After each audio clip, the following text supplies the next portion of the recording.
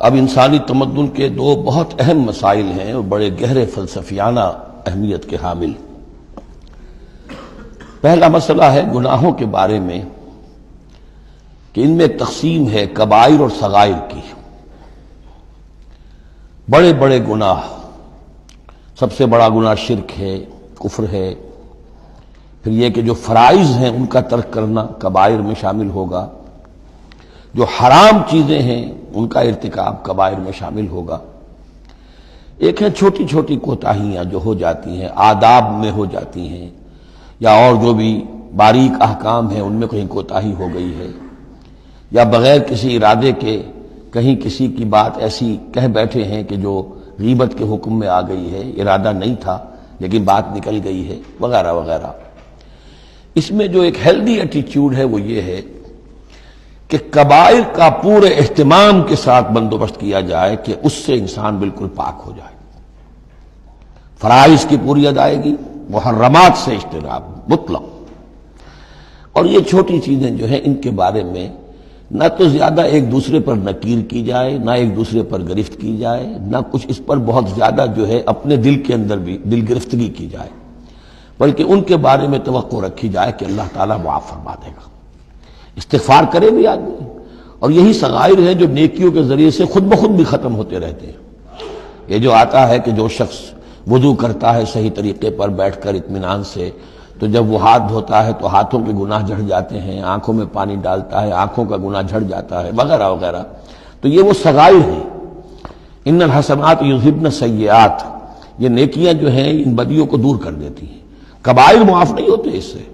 نیکیوں سے جن گناہوں کی معافی کا از خود اعلان ہے قرآن میں، وہ کبائر نہیں صغائر ہیں۔ کبائر توبہ کے بغیر وہ نہیں بخشے جا سکتے، توبہ کرنی ہوگی۔ اور جو اکبر الکبائر ہے شرک، اس کے بارے میں تو 2 مرتبہ اس صورت میں آئے گا، ان اللہ لا یغفر ان یشرک بہ ویغفر ما دون ذلک لمن یشاء، وہ ہم پڑھیں گے بعد میں۔ لیکن ایک پرورٹڈ قسم کی مذہبی شخصیت ہوتی ہے، مذہبی مزاج، پرورٹڈ، بس شدہ۔ جو کبائر ہیں وہ تو ہو رہے ہیں، سود خوری ہو رہی ہے، جو کچھ ہو رہا ہے حرام خوری ہو رہی ہے، چھوٹی چھوٹی باتوں پر نکیر ہو رہی ہے، یہ پائنچا تمہارا نیچے کیوں چلا گیا ہے، اس کے اوپر ساری گرفت ہو رہی ہے، یہ کیا ہو گیا ہے، تمہاری داڑھی جو ہے شرعی نہیں ہے، اس کے اوپر گرفت ہو رہی ہے۔ یہ چیزیں جو ہیں دس از پرورش، یہ مذہب کو بس کر دینے والی بات ہے۔ قرآن مجید میں اس معاملے کو 3 جگہ پر نقل کیا گیا ہے کہ یہ فلسفہ جو ہے کہ چھوٹی چیزوں کے بارے میں درگزر سے بھی کام لو، اور یہ کہ بہت زیادہ متفکر بھی نہ ہو، سینس آف پروپورشن ہونا چاہیے۔ ان تجتنبوا کبائر ما تنہون عنہ، اگر تم اجتناب کرتے رہو گے ان بڑے بڑے گناہوں سے جن سے کہ تمہیں روکا جا رہا ہے، نکفر عنکم سیئاتکم، تمہاری چھوٹی برائیوں کو ہم خود ہی دھوتے رہیں گے، پاک کرتے رہیں گے، صاف کرتے رہیں گے۔ جو بھی نیک کام کرو گے ان کے حوالے سے وہ جو فروگزاشتیں ہیں وہ خود بخود بھی دھلتی رہتی ہیں۔ وندخلکم مدخلا کریما، اور تمہیں داخل کریں گے بہت ہی باعزت جگہ پر، جہاں کیا تمہارا مقام جو ہے باعزت اکرام کے ساتھ ہوگا۔ یہ مضمون سورہ شورى میں بھی آیا ہے، پھر سورۃ النجم میں بھی ہے، 3 مرتبہ یہ مضمون قرآن میں آیا ہے۔ دوسرا مسئلہ جو ہے انسانی معاشرے میں وہ فضیلت کا ہے۔ اب ظاہر بات ہے کہ تمام انسانوں کو ایک جیسا تو نہیں بنایا ہے اللہ نے، کسی کو خوبصورت بنا دیا، کسی کو بدصورت بنا دیا، کسی کا قد اونچا ہے، کوئی ٹھگنے قد کا ہے، لوگ اس پر ہنستے ہیں، یا کسی کو مرد بنا دیا، کسی کو عورت بنا دیا۔ اب عورت اپنے اندر ہی اندر کڑھتی رہے مجھے عورت کیوں بنایا، تو اس کا حاصل کیا ہوگا؟ یا کوئی بدصورت انسان ہے، ٹھگنا ہے کسی اور اعتبار سے، دوسرا شخص ہے وہ دیکھتا ہے کہ وہ تو بڑا اچھا ہے، تو اب اس کے اوپر کڑھنے کی بجائے کیا ہونا چاہیے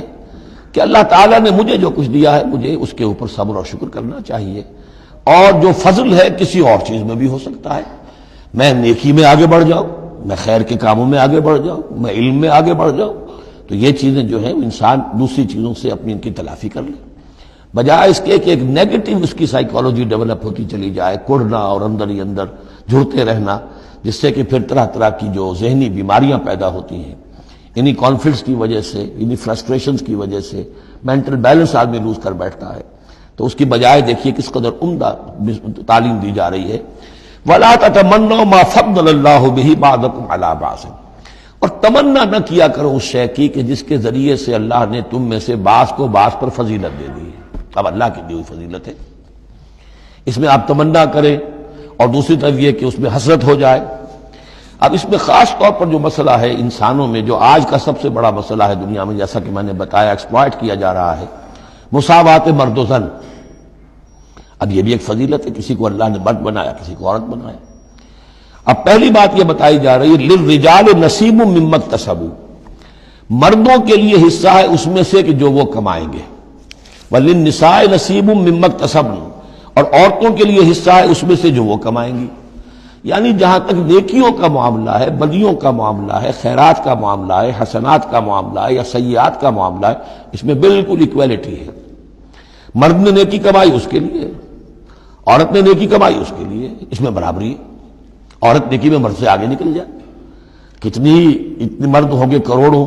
کہ جو رش کریں گے حضرت خدیجہ کی کے مقام پر، کہ جو ان کا نمایاں ہوگا قیامت کے دن، یا حضرت عائشہ یا حضرت فاطمہ کا مقام، تو وہ عورتیں تھیں اور مرد ہوں گے بڑے بڑے، لیکن یہ کہ ان کی خاک کو بھی نہیں پہنچ سکیں گے۔ تو یہ ہے کہ اس میں تسلیم کرے آدمی، تسلیم و رضا، کہ جو بھی اللہ نے مجھے بنا دیا اور مجھے دیا ہے، اب مجھے اس میں بہتر سے بہتر کرنا ہے۔ یہ میرا شاکلہ تو اللہ کی طرف سے آ گیا ہے، کل یعمل علی شاکلتہ، اور جو ہم پڑھ چکے سورہ بقرہ میں کہ لا یکلف اللہ نفسا الا وسعہا، وسع جو ہے وہ اللہ نے بنا دی ہے۔ تو اب اس آیت کو بھی غلط کوٹ کیا جاتا ہے کمائی کے لیے، کہ عورتیں بھی کما سکتی ہیں، دیکھیے لکھا ہوا نصیب مما اکتسبن، ان کے لیے حصہ ہے اس کمائی میں سے جو انہوں نے کیا۔ اچھا، کمائی سے مراد یہ سمجھ لیجیے قرآن مجید میں صرف ایک جگہ ایسی ہے سورہ بقرہ میں جو ہم پڑھ چکے ہیں، جہاں کسب کا لفظ آیا ہے معاشی جد و جہد اور معاشی کمائی کے لیے۔ باقی پورے قرآن میں کسب آتا ہے اعمال کے لیے، کسب حسنات، کسب سیئات، بدیاں کمانا، بھلائیاں کمانا، کسب اس کے لیے۔ اور دلیل اس کی یہاں کیا ہے، مما اکتسبنا نصیب۔ اگر تو ایک عورت نے کمائی کی ہے، تنخواہ 10,000 کی ہے، تو 10,000 میں سے 2,000 تو نہیں ملے گا اسے، باقی 8,000 شارٹ نہیں جائے گا، تو نصیب مما اکتسبن نہیں ہے